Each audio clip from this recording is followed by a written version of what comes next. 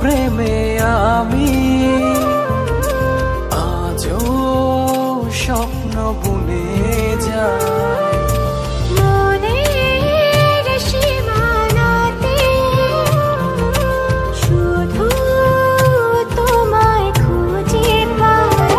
জানি না কি করে আমি তোমাকে বোঝাই, না বলা কথা আজ বলে দিতে চাই। যারা ছোটবেলায় আমারে কুলে নিত তারা এখন আমারে প্রপোজ।